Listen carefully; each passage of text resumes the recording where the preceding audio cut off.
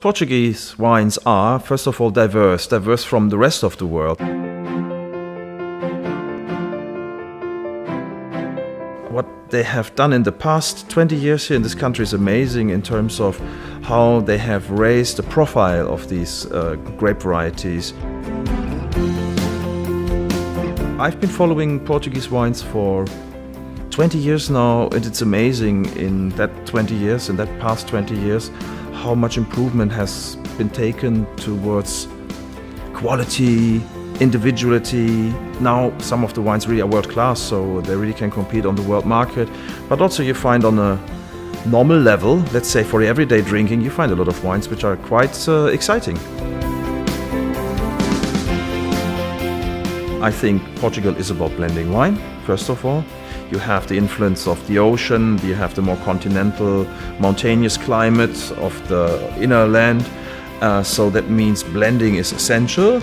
I think the single grape varieties are very good if it comes to promotion and to just get some of them on the market as the Alvarinho, as the Touriga, just to show the difference in style. But I think overall this country is very much about blending, and it's about regions.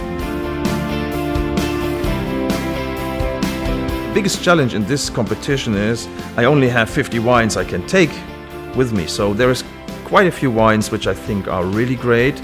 And then one thing, not critically, but one thing is of course high alcohol levels, high tannin levels. That means these wines are quite concentrated, so that's quite a task. In this top 50 list, I'd like to have wines which are not necessarily the most expensive. To me, it's about authenticity.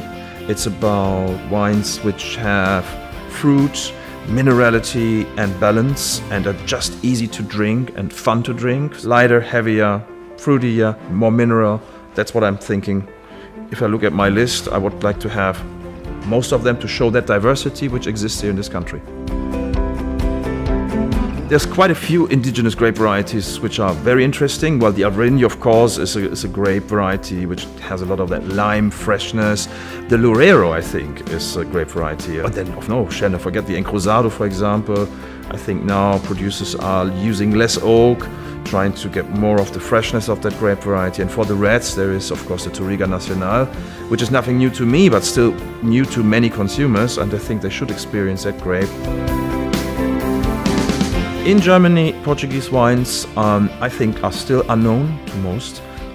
Unfortunately, we don't have much of the gastronomy which you experience here or deliver here. We don't have it in Germany. That would help a lot. Another thing is to really get into a market and to make the market, you need to teach people, you need to engage with them on a very personal level. This is just how the wine business works. Best moment for Portuguese wines to drink? I mean, every day. Almost like, no, depends really. I mean, you can have Vinho Verde from the north, which is a really fresh, easy drinking wine. Quality has gotten so much better. If you're into something deep and heavy, you go for the Alentejo. If you really want to experience something new, try Dao. There's lots of occasions. You just have to make one. I mean, there's so much mainstream in the world, so that's, I think, the biggest chance for Portugal. For people who look for something else, that's the place to go.